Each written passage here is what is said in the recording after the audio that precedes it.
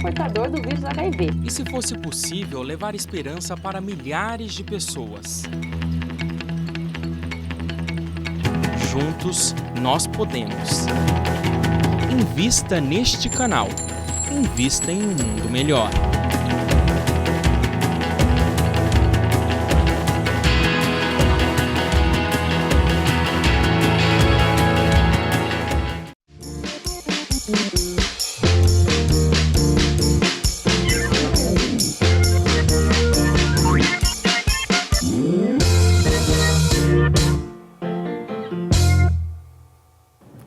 Olá, nós estamos iniciando mais um programa Espiritismo Sem Mistério, estudando o Livro dos Espíritos. E o programa de hoje você não pode perder porque traz muitas novidades. Mas antes disso, é claro, nós vamos convidar o nosso querido André Luiz Ruiz, dando André Luiz boas-vindas, André. Olá, Solange, olá, queridas irmãs, queridos irmãos. É uma oportunidade muito grande de abordarmos as questões do Livro dos Espíritos de uma forma bastante moderna, vamos dizer, utilizando-nos de todas as informações que a tecnologia atual tem fornecido para o conhecimento dessas realidades. Você tem acompanhado nos nossos outros programas que nós temos mostrado imagens de telescópios. Todas estas imagens estão sendo obtidas graças a essas tecnologias. E elas estão melhorando muito a nossa capacidade de entender as realidades do mundo espiritual. Então, por isso, Solange, é que é tão interessante podermos falar sobre o tema deste programa. Isso, e vamos relembrar um pouquinho o último programa, o penúltimo programa, quando nós falamos a respeito dos elementos gerais do universo. Nós vimos que são 3 elementos gerais: o espírito, a matéria e Deus, que é o criador de todas essas belezas. E além disso, os espíritos superiores disseram para a gente que existe também um fluido, chamado fluido universal. Então, tudo isso faz parte desses elementos gerais do universo, não é mesmo, André? Isso, e a partir de agora nós vamos terminar aquele item que faltava nas propriedades da matéria. Como você pode ver no nosso primeiro slide, você vai ver aí, olha, espírito e matéria foi o tema que nós estávamos por terminar, a partir da pergunta 28. E também daremos sequência com as propriedades da matéria. Este é o nosso slide de apresentação desta temática espírito e matéria. Você vê a matéria na Terra e vê o mundo espiritual através do arco-íris, mostrando-nos essa dualidade, não é? Então agora nós vamos para o primeiro slide, que é a pergunta 28. Uma vez que o espírito é em si alguma coisa, não seria mais exato e menos sujeito à confusão dar aos 2 elementos gerais as designações de matéria inerte e matéria inteligente? Bem, Kardec mais uma vez está preocupado com a exatidão. Ele está querendo tirar as dúvidas, tirar aqueles questionamentos muitas vezes complicados para o entendimento das pessoas que não estavam acostumadas a uma maior profundidade em temas assim. Por isso que ele se preocupa com essa terminologia. Ele quer saber se não seria melhor chamarmos a matéria de matéria inerte e o espírito de matéria inteligente?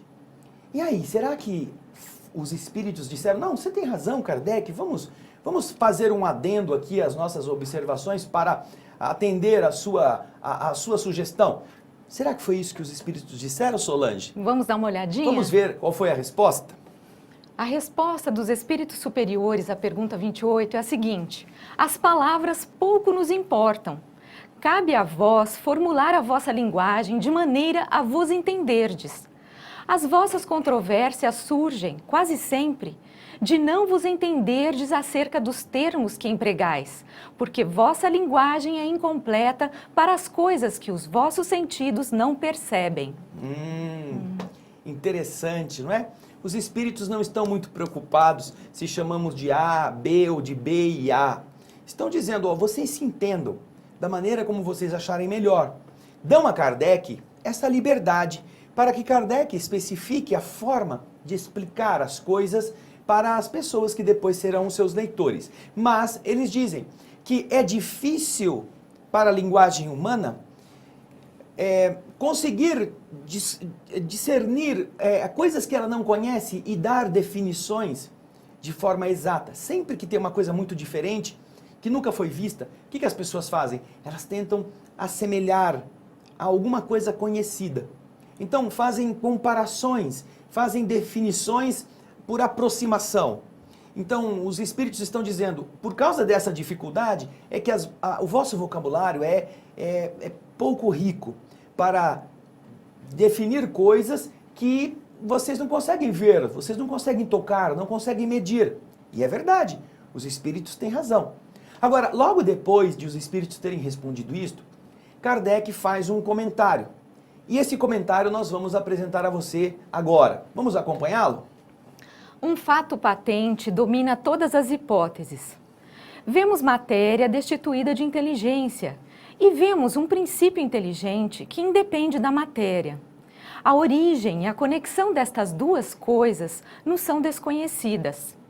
Se decorrem ou não de uma só fonte, se há pontos de contato entre ambas, se a inteligência tem existência própria ou se é uma propriedade, um efeito, se é mesmo, conforme a opinião de alguns, uma emanação da divindade, ignoramos. Elas, matéria e inteligência, se nos mostram como sendo distintas. Daí as considerarmos formando dois princípios constitutivos do universo. Vemos, acima de tudo isso, uma inteligência que domina todas as outras e que as governa, que se distingue delas por atributos essenciais. A essa inteligência suprema é que chamamos Deus. Esse é o corolário da conclusão que Kardec nos apresenta. Esta parte dos comentários demonstra ao leitor que Kardec também estava buscando entender e, para fazer isto, estava procurando um discernimento maior a respeito dessas realidades.